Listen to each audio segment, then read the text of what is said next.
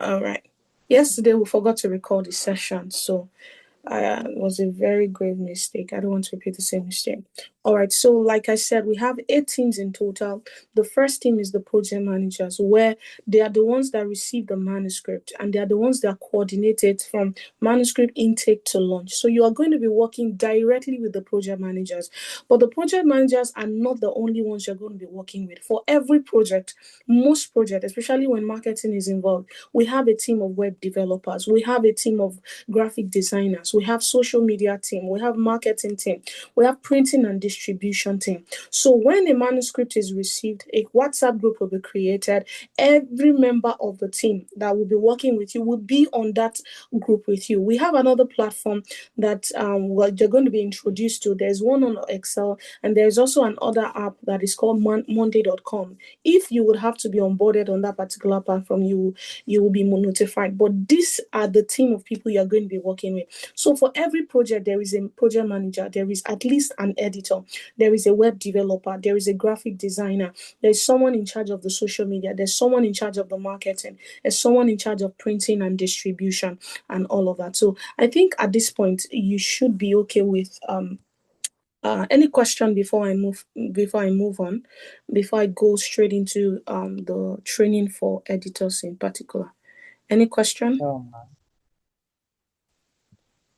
Any question, please? No, No, ma. ma. No question so far, right? All right. So I am going to go straight to the editor's training now. It's not too much slide because I believe that our own work is more of hands-on, more than just talk and explanation. But it's important that we all have this foundational knowledge of what the vision of SBA Publishing is. Please, if you are working with SBA Publishing, it's important that you own this vision as yours. It's important that you own this vision as yours. This is not Pastor Sheye's company. This is not SBA's company. This is, you are a part of the team. You should be proud of the work you do. When you work on a client's manuscript, I expect you to buy a copy for yourself and have it in your library. When the book is done, this will show you that it's a proof of your labor. It's something you can be proud of in the future. I want you to own every project as though it is yours. So officially, welcome to SBA Publishing again, and I'm going to be taking us through a short training of which I'm going to also show us some hands-on. So there are 3 types of editing. When you're asked to work on a manuscript as an editor, there are 3 types of editing. The first type of editing is called developmental edit. Neglect the other letters in this part. Just focus on this main one. There are 3 types of editing. The first one is called developmental editing. Developmental editing. And this is very, very, very, very important for every manuscript you work on. Most authors, when they reach out, because we work with a lot of first-time authors, and when a lot of authors reach out, they bring raw manuscript. Some of them don't have writing experience. Some of them have not learned the art of writing. But in working with a publisher, they expect their manuscript to be refined. And that is where you come in. That is where you come in. So the first type of edit that must be done on every manuscript is called developmental edit. Developmental edit. Please take note. If you are, except you are giving an instruction otherwise that don't do developmental edit, the first edit that must be done on every manuscript is called developmental edit. The second type of editing is called copy editing. Copy. I'm going to go into more details of what this is about and all. And the third type is line editing. Line editing. Let's start with developmental edit. Developmental edit is about content, it's about structure, and it's about the direction of the manuscript. So when you receive a manuscript, the first thing you ought to do is to read the entire manuscript to get the author's message. What is the main theme of this manuscript? What is the main message? What is the author trying to communicate? And let me say this, as a publishing company, we work with a lot of pastors and ministers. In fact, let me say 60% of the books we publish in SBA Publish, they are Christian books. And if you are not a Christian, it's going to be hard for you to be able to work on Christian books. I'm not saying we only publish Christian books. We do tech books. We work with people that just want to release their memoir. That is not necessarily a Christian book, but we do mostly Christian books. And for you to succeed on our editorial team, you will do yourself a favor. One thing I often tell people, if you're going to be a great writer or you're going to be a great editor, one of the skill you must have is that you must be a fervent reader. If you're not a great reader, you can't be a great editor. You can't be a great writer. So I want you to take your reading journey seriously this year. Every month, dedicate yourself to reading. And the kind of materials you read determines the kind of editor you become. The kind of materials you read determines the kind of writer you become. Because I know sometimes some people read, but what they read, it affects the skill, their editorial skill, their editing skill. So I want to encourage you this year, at least every month, have at least one book that you are reading. Don't say I'm too busy, my table is so full of work. Let me tell you, what makes you a better writer and a better read and a better editor is when you become a fervent reader. I work a lot on manuscript. I do a lot of, but one thing I don't joke with reading. I buy books a lot and I read them. I'm not one of such that buy books and keep them in my library. I don't buy them for buying sake. I buy them to educate myself, to learn, because reading widens your perspective. It gives you better way you can structure words, structure paragraphs, structure sentences. You are learning new words. You have to be updated and you have to read a lot. Developmental edit, the first thing you need to do is to understand the content. What is the author, what is the message, what is the author trying to communicate? Now, we're going to be doing an hands-on in this training session. So before I come back to the slide, let's say an author reaches out and say they want to write a book. Give me a topic, everyone, because a random topic that we can all work on. Please, this is the time to get out your pen, your paper. Someone should give me a random topic. The power of God. The power of God. I like that. The power of God. So who gave me that topic? EH, right? No. Sure. Thank you. Now I didn't choose it so that you won't think, oh, Pastor Shea has done it before. That's why it's very easy for her. So let's say we have a manuscript called The Power of God. And the first thing you should do as an editor or as a writer, because also we often have clients that request for ghostwriting services. As an editor, that's also a skill I believe you should have, where you can ghostwrite for authors. So let's say someone reaches out and say they want us to write a book on the power of God. The first thing you should think about is what should the structure be like for a book like this? So think about the Bible. Let's say we want to write a book on the power of God. What are the main things that should be in the table of, like, I want us to draft an outline for a book like this. So an outline for a book called The Power of God. And I want you guys to suggest one after the other. What do you think should be in a book like The Power of God? Shil, what would you say must be included as a topic, as a main message that should be communicated? Let me start with you. I didn't get you, man. Oh, so we are trying to create an outline with please, can you ask Pastor Priscilla to join this training session? She's supposed to be here. I expect all editors to be here.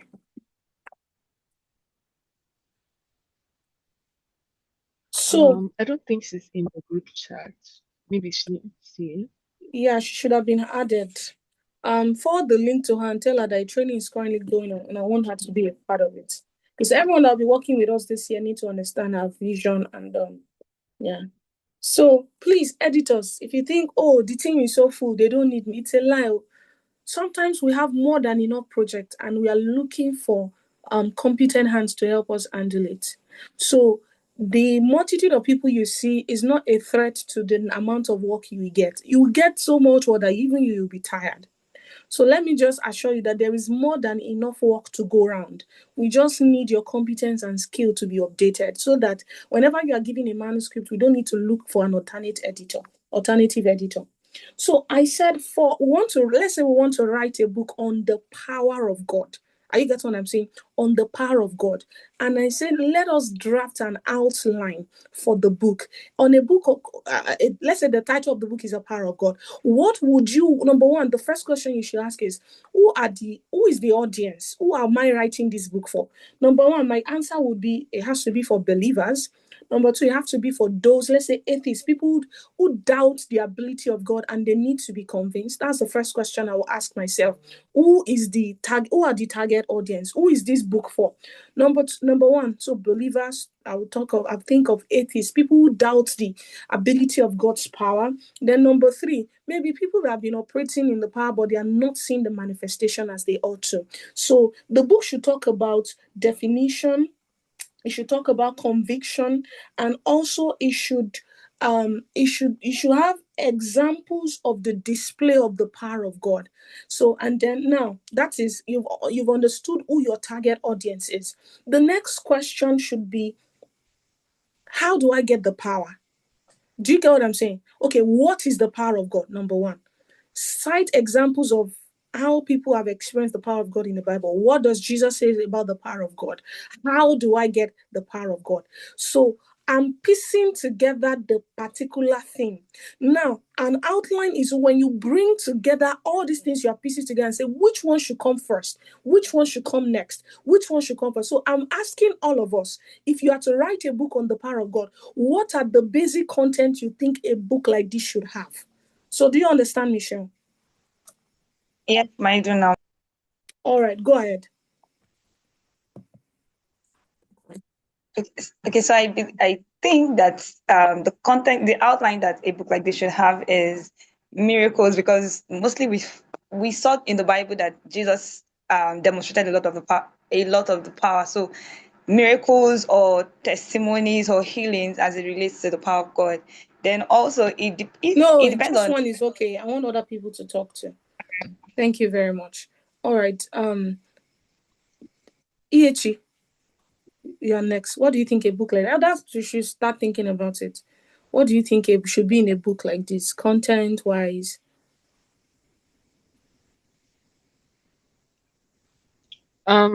So I don't know if this is exactly what Shion said, but like present um examples in the Bible of specific places or specific examples in the Bible of the Yeah, display it's of just God's what she power. just said.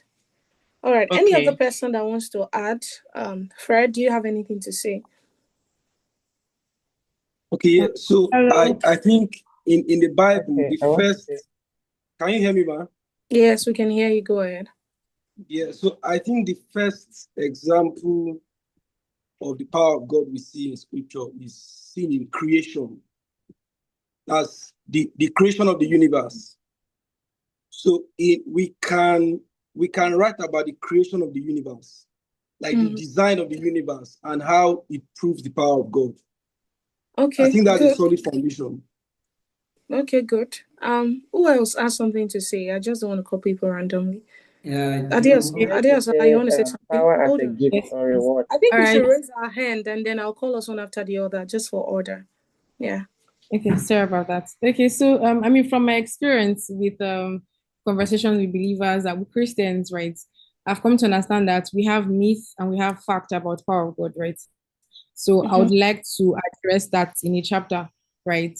Sometimes some people expect that power of God has to be something very dramatic and all of that. I mean, these are things that I would address in a chapter. Yeah. Very, very good. I like that. In fact, if I were to start a book like that, I will start to demystify the myth about power, like some contradictions that people have about power. Before you start telling the people the need for power, that will be my own foundation. Why should I even desire to walk in the power of God? Why do I need a book like this? Because let me tell you, when someone picks a book and your first chapter or your introduction is not captivating, you can't get the audience to read the book till the end. And this is where your power lies as an editor. It is not just to use fine words, and it has to be captivating.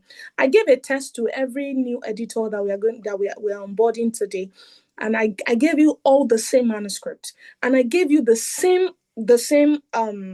I gave you guys the same exercise, but out of all, it was just one that was appealing to me. Told I've not told any one of you who is appealing, who is not appealing, so you don't even know. But I'm going to show you what is expected when you are working on a manuscript. So that's why I just said, let's do the training together so that everybody will understand what SBA standard is. So foundation is set. Now, so for a book like this, we just wrote a book together. Another person, James, go ahead. Yeah, I would also include contemporary examples of the manifestation of power. So it's more relatable and not just in Bible terms of what they've read, but events of practical steps and practical experiences of the power of God in contemporary Very, times. very good. All right, Mr. Joshua, can we have you? Yeah, I think I would like the book to cater to people who do not even believe in the Bible. Like I would like to dedicate a chapter to like logical reasons, like philosophical reasons for why is power, the power of God is actually necessary. Like not just why God releases power, but why we need it as humans. Like we need a higher power somewhere when we cannot. That there are things that are beyond us. So yeah, I think Very it's very good. important. Very, very good. You all have great ideas. This is how you write a book outline. Number one, you have to first understand what the central theme of the book is. What is this author trying to communicate? What is the main message? Every book has a main message. If you don't know the message from the title, at least when you are reading the introduction or chapter one, you should have an understanding of what the main message of the book is. If I have to get to chapter 5 or chapter 6 before I know what the theme of a book is, then the book was not well written. And this is where you come in as an editor. Now, I'm going to start with the manuscript that was sent to us that I gave to most of you to work on. I've had about 4 to 5 people work on that manuscript. So the book is about Excel. But before we go into, I will first show you the manuscript, and then you will tell me some of the things that are wrong with it and how it could have become better. So, because we are doing developmental ID, like I said, your training is not about many talks, it's about hands-on experience, and that is what we are here to do. Don't worry, it's not going to be a long one. I just need you guys to understand our standard in SBA publishing, so that when you're giving a manuscript, you know what is expected of you. Just a second.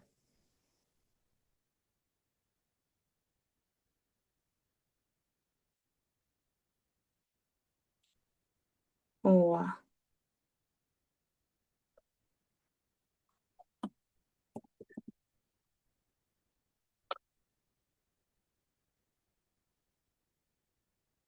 I'm going to share my screen, and then you'll see what I'm saying. All right. Let me know when you guys can see my screen, okay?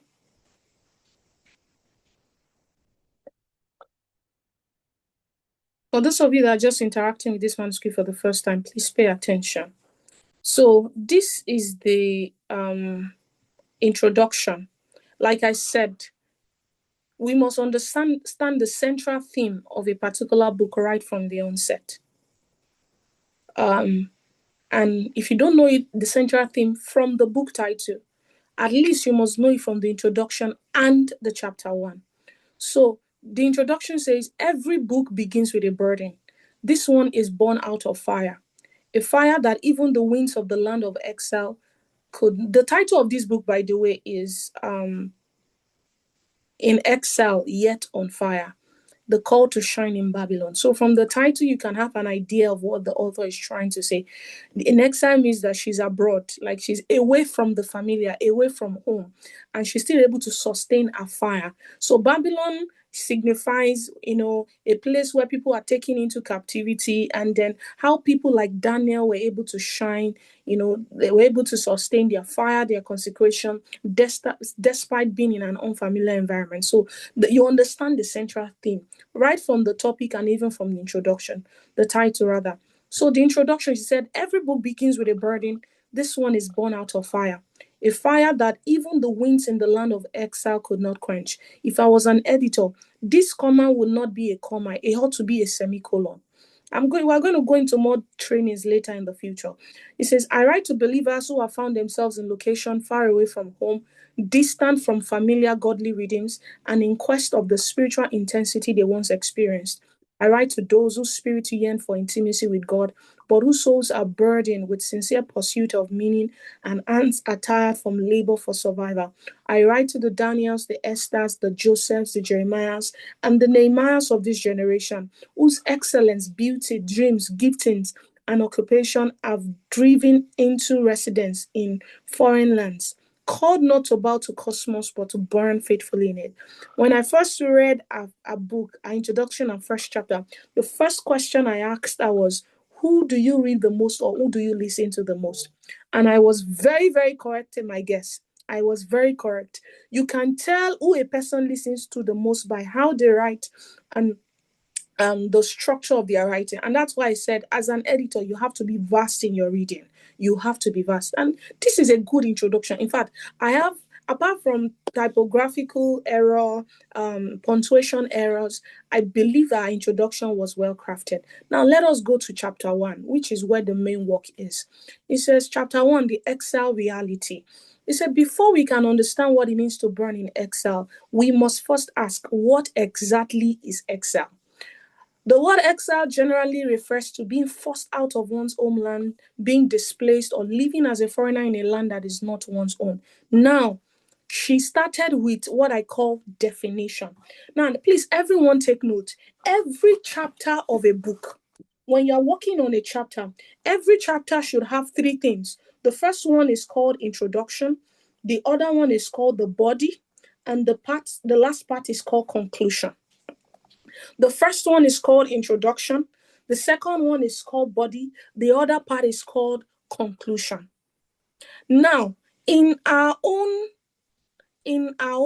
introduction, our introduction started with definition, but this is not the best way to write an introduction for a book.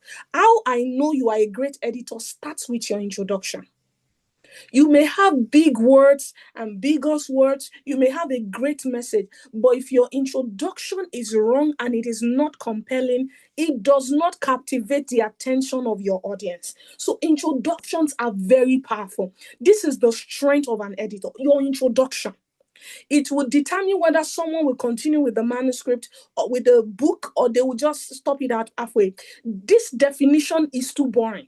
Our message is clear, but our introduction is very poor. So when I sent out this manuscript, the first thing I was expecting everyone to address is the introduction. And let me tell you some of the factors you must take note in introduction. Introduction must be very compelling. It must be highly captivating. I'm going to share another slides that I teach in my can you all still see me? I hope you guys are enjoying this training. I know I'm moving here and there. I decided to stop the power of God because I feel like it's a new idea. I want us to interact with a material that most of us have already interacted with before now, just so that we can save time. Because if we should use the power of God, it will be do as though we are doing a clarity session and trying to unpack book ideas and all of that. But that's why I decided to use this book in Excel. Please, so pay attention. I want to share my screen again to show you what an introduction should look like. We're still talking about developmental edit, by the way. For those of you that are just joining us, we're talking about all the types of editing that we have, what is expected of you as an editor that works with SBA Publishing in case you are giving a manuscript, and what is expected of you. Let me, just a second, please. Just a second.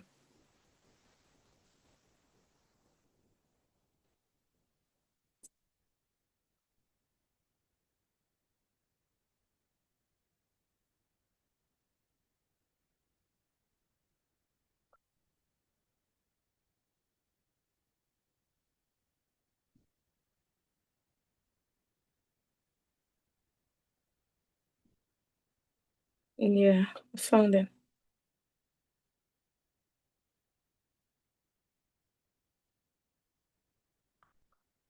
Okay, sorry, I need to convert it again.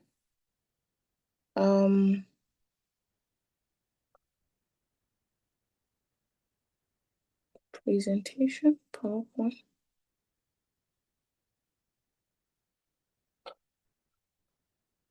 I hope you guys are having a great time in this training session. I am so sorry. This is very, very important. All right.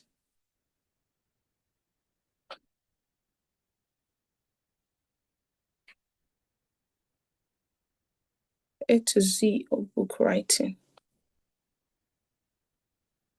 All right.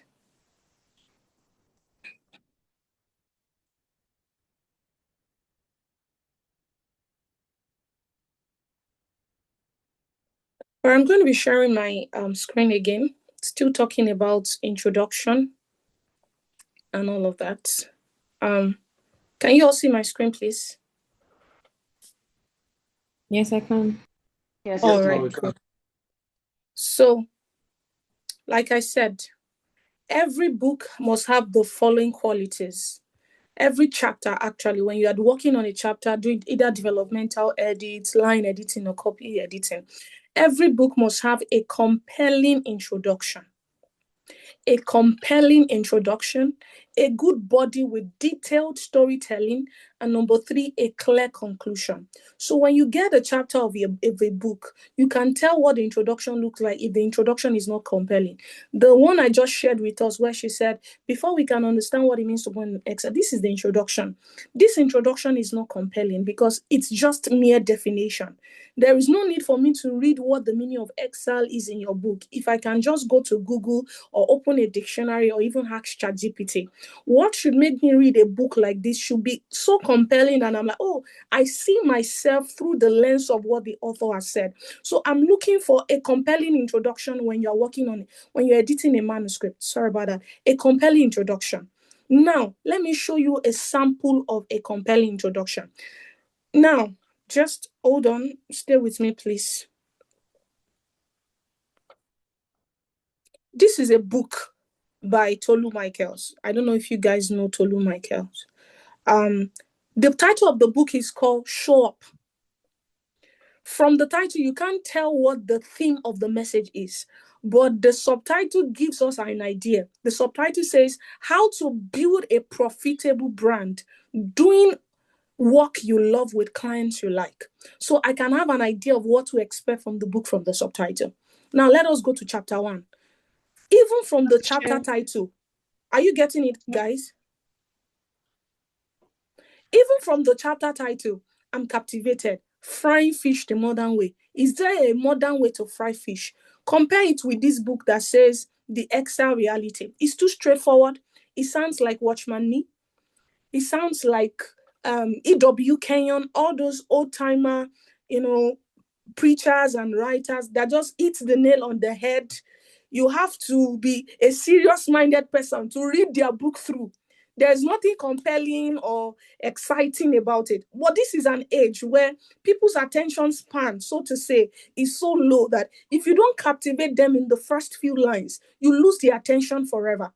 And let me tell you, people's first book is always the first attempt to leave a lasting impression. You may not get you may not get another opportunity to make a lasting impression. Your first impression matters. It can be what someone would hold in their heart forever about your book. And this is where we come in as editors to help the authors create a lasting impression in the heart of their readers. Are you getting what I'm saying? To help authors create a lasting impression in the heart of their readers. So, number one, the chapter title, I would change it to something more exciting, to something more relatable. The Excel reality. Now, I'm trying to compare two books. This book says Frying Fish the Modern Way. And guess how she started? She said, a young woman grew up watching her mother cut fish into two before frying it. She never asked why. When she got married and settled in her own home, she did the same thing she saw her mother do. She would always cut fish into two before frying it. One day, a mother came visiting and saw her cut fish into two before frying. Her mother asked her, why did she do that? And she replied, Mother, that's how you did it when I was younger. To which the mother replied, Dear daughter, the only reason I did that was because my frying pan was small. You have a very big frying pan. Before we get into the meat, or do I say the fish of this chapter, you need to know that your frying pan is much larger than what others had before now. According to tradition, real entrepreneurs manufacture something. They have production lines and investors to fund them. They employ a lot of people and have a physical office to work with. This is what it traditionally meant to be an entrepreneur. That was then. This is now. Ours is a different kettle of fish altogether. Today, we live in a new reality. Our frying pan is much and much bigger. Now, compare it with this one. Before we understand what it means to be born in exile, we must first ask, what exactly is exile? The word exile generally refers to being forced out. If you were given opportunity to buy one of these two books, which one would you buy? Everyone, I need your sincere opinion. Which one captivates your attention? One. Which one would you continue to read? Which one would you rather invest in your resources? This is an interactive session. No, it's an hands-on training. Show up. Thank you. Show up. Chinaza says show up. Adeyosola, she says show up. Everyone, please, you need to actively participate in this training. If you are going to be working with us consistently, you need to understand our standard. This is an onboarding session. I consider you a staff of SBA already for me to be having this training with you. Show up. Thank you. The difference in number one, the introduction is so compelling. There is good storytelling. Are you getting what I'm saying? The message is clear. Even from the story, you can draft the message. Okay, old way of frying fish, modern way of frying fish. A story that narrates or explains the concept you're trying to communicate. Let me tell you, when a lot of you sent me your edited copy, I was a little disappointed because the introductions were not compelling. But I said to myself, it's okay. It's a learning curve. We can all learn and grow together. So that's the essence of this training. So I'm not attacking anyone. What I would say is that maybe you all go back, just that first chapter, draft something else based on the training of today, and let me see what you can do better with that manuscript. Just one chapter. Just one chapter. I'm not even asking you to do the two chapters. If you need more information, let me know. So let me show you another sample. So this is what an introduction should look like. Highly compelling, good storytelling, clear message, and all. Let me show you another book from my Kindle. Let me show you another book, because you may say, oh, this is not a Christian manuscript. Let me show you books that are not Christian manuscript. I hope you guys can still see my screen, because you're going to be working on different manuscripts. This is a very popular book by James Clear called Atomic Habits. One of my favorite books of all time. Yeah. This is not where I want to start. I want to start from introduction. See his introduction. This guy wants to communicate how to build effective habits and to break hard ones. He wanted to communicate a concept. See how he starts. He said, on the final day of my sophomore year of high school, I was hit in the face with a baseball bat. As my classmate took a full swing, the bat slipped out of his hands and came flying towards me before striking me directly between the eyes. I have no memory of the moment of impact. The bat smashed into my face with such force that it crushed my nose into a distorted U shape. The collision sent the soft tissue of my brain slamming into the inside of my skull. Immediately, a wave of swelling surged throughout my head. In a fraction of a second, I had a broken nose, multiple skull fractures, 2 shattered eye sockets. When I opened my eyes, I saw people staring at me and running over to help. I looked down and noticed spots of red on my clothes. See, detailed storytelling. In fact, he didn't try to summarize the whole experience. You can feel all the emotions. It would be as though it was happening to you in person. You can almost imagine what he was going through. Every introduction Every introduction has to be compelling. And one of the ways to make it compelling is to use the art of storytelling. You can never get a people love gist. Editors, people love gist. Make your book, your manuscript so captivating that when a reader starts reading the book, they can't stop until they finish reading it. That is the power of great editing. I know this is the age of AI. I notice a lot of people now leverage on ChatGPT without, they lose their uniqueness in the process. I'm not against using AI to edit, but you must not lose your uniqueness in editing with AI. In fact, if you don't know how to use AI, if you can't tell AI what to do, AI will just, it will just be like garbage in, garbage out. Everyone in today's age can identify an AI generated manuscript. And even if an author sent us an AI generated manuscript, it's our responsibilities as editors to humanize it. So if I send you a manuscript and you use AI, and you use AI to the point that it was not humanized, I will be disappointed because it does not meet the standard of our company. I am not against AI, but you must use AI intelligently. You must not lose the uniqueness of the author to the AI. And when you are working, please, you are going to be given opportunities to also interact with the author. You can ask the author some questions. Can you, for example, I expect someone to ask me about this manuscript. Can we ask the author what was our first time experience living outside a familiar environment? That's how I would have started the book in Excel. I don't want to know the definition of Excel. I want to know how the book applies to you. What made you qualified to write a book like this? How you were able to sustain your own fire even though you are in a foreign land? Your own personal experience that I can begin to interact with and see myself through the lens of it. Are you getting the perspective? This is the perspective you should have as an editor, not definition. We don't need the definition. We know what Excel means. Now we understand the message. How do you write in such a way that the message is communicated, through the lens of the uniqueness of your journey and how I see myself through the lens of exactly what you have gone through? And how do I know you are qualified to speak on the message like this? How have you sustained your fire living in exile? Now, if you want to corroborate scriptural examples, then you go into Daniel's example, Esther's example, and you tell the message in a storytelling manner that I'm like, oh yes, this is true. This happens. I can relate. You get what I'm saying?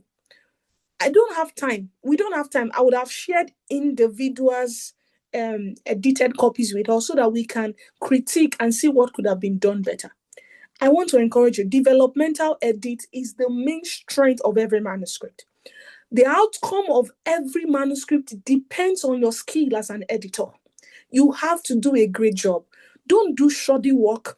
Don't work in a hurry and give a manuscript that is not excellent. Excellence is one of our core values in SBA publishing. Don't overly rely on AI that you lose the uniqueness of the author in the process. Don't give machine generated manuscript and you don't humanize them before sending them over. Are you getting what I'm saying? So I'm going to go back to our slides now so that we can complete this session on developmental edits. There will be subsequent trainings in the future where we go into more details. We try to do trainings quarterly just to refresh our memory of what is expected of us. Please, this is the only editing I'm going to be stressing today because I feel that this is where a lot of people need help with. So 3 types of editing: 1, developmental edit; 2, copy editing; 3, line editing. Like I said, developmental editing is about the content, is about the structure and the direction of the manuscript. When you are giving a manuscript, and these are the questions you should ask if you are doing developmental edit. Does this book say what it means? Is the main idea being communicated? Number 2, is the message clear and is it compelling? It's one thing to have a clear message. It's another thing to make it compelling. Obviously, the author of In Exile has a clear message, but the message is not yet compelling. So, whoever editor I assign this book to, I expect you to make the message highly compelling through storytelling. Number three, are the ideas developed enough?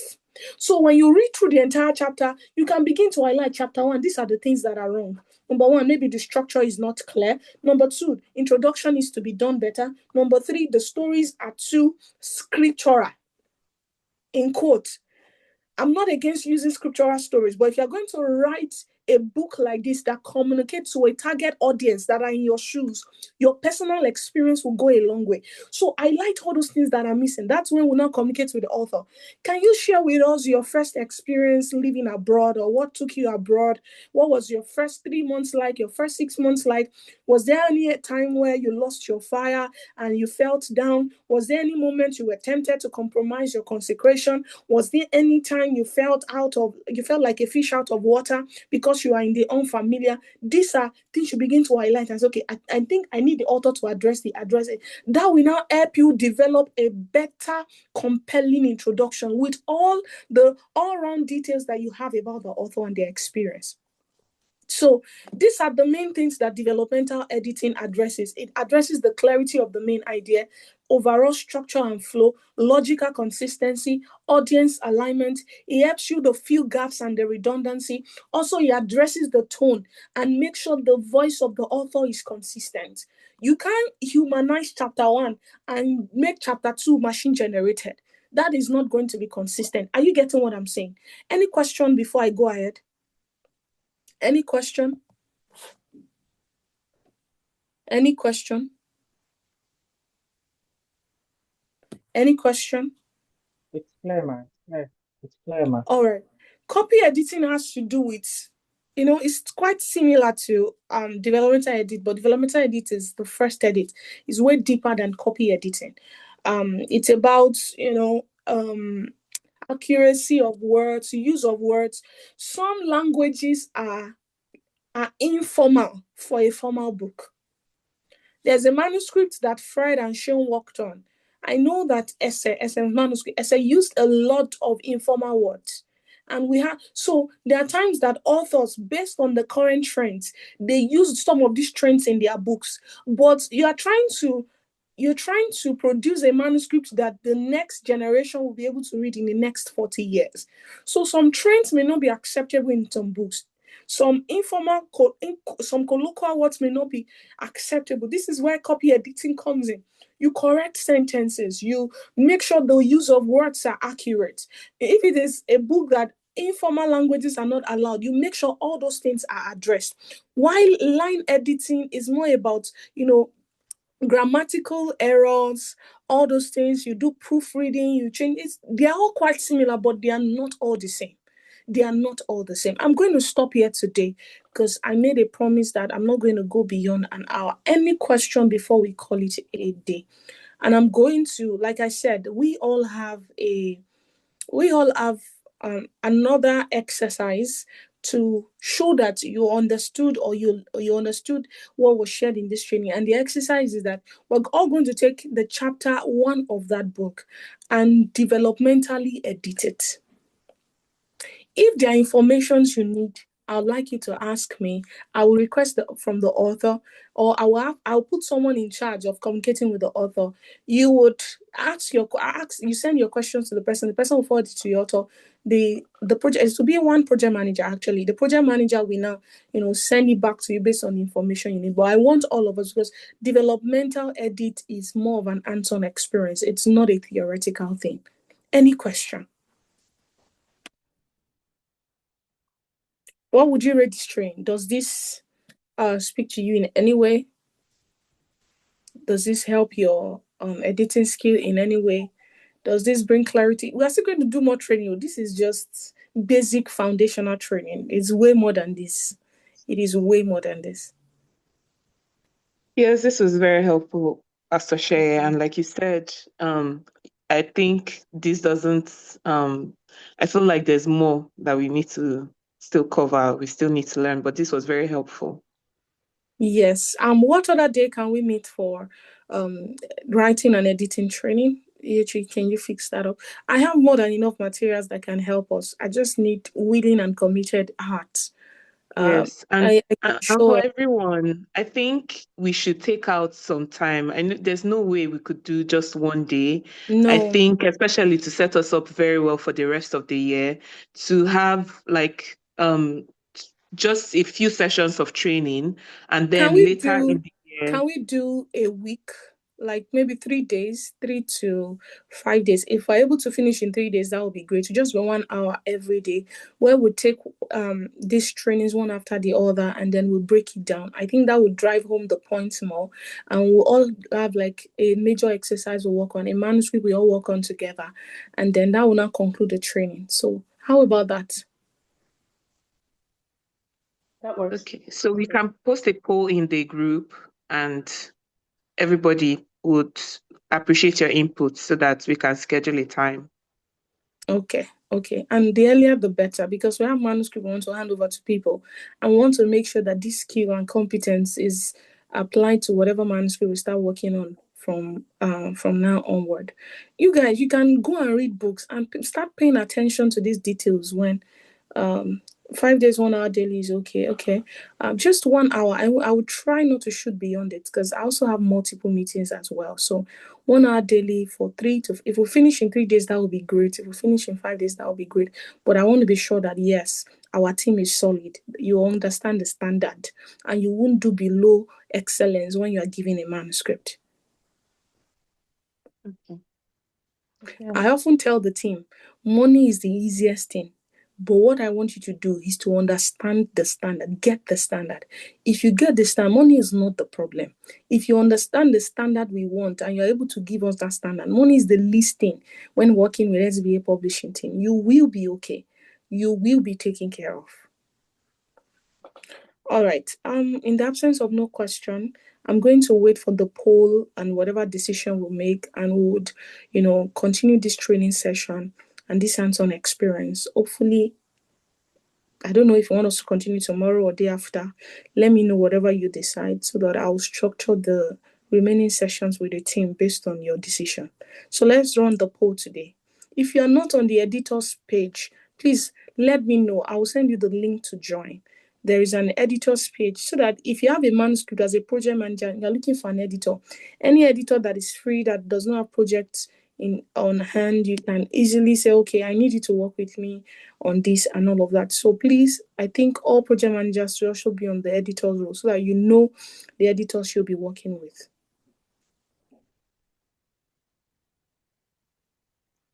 All right. Father, we thank you for a great time. Thank you for SBA Publishing.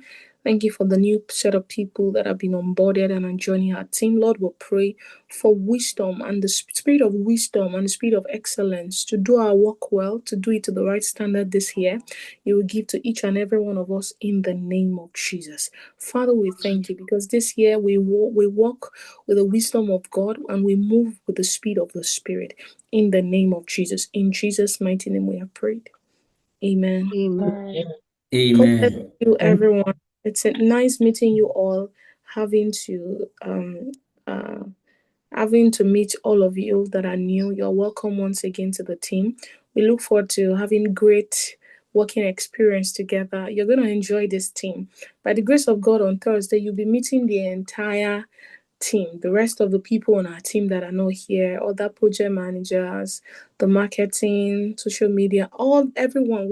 That meeting is just to talk about our workflow and to meet us in person, to meet us individually. Just introduce yourself like you did today, and the role you have in SB Publishing. So it's going to be an exciting one. I also want you to be a part of that. Thank you very much. God bless you. See you very soon, everyone. Bye. Thank you, Ma. Thank you so Ma. much. Thank you. Bye, Bye. everybody. Bye. Bye, everyone. Bye, everyone. Yeah.